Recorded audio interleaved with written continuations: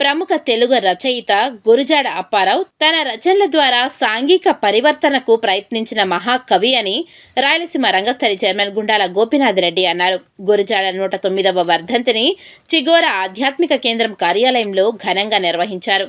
ఆయన చిత్రపటానికి పుష్పాంజలి ఘటించి ఘనంగా నివాళి అర్పించారు. ఈ సందర్భంగా గుండాల గోపీనాథ్ మాట్లాడారు. సంస్కర్త రచయిత గురుజాడ అప్పారావు గారి 109వ వర్ధంతి సందర్భంగా ఆయన చిత్రపటానికి పుష్పాంజలి ఘటించి ఘన నివాళి అర్పించాము. గురుజాడ అప్పారావు గారు స్వాతంత్రం కోసం ఆయన రచనల ద్వారా ప్రజలను ఎంతో ప్రభావితం చేశారు.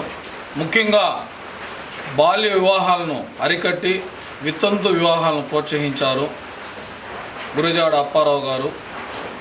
అలాంటి మహనీయుని వర్ధంతిని ఈరోజు జరుపుకుంటున్నాము.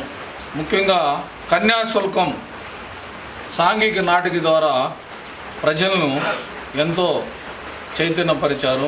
అలాంటి మహనీయుని వర్ధంతిని ఈరోజు జరుపుకున్న ఆయన చిత్రపటానికి పుష్పాంజలి ఘటించారు.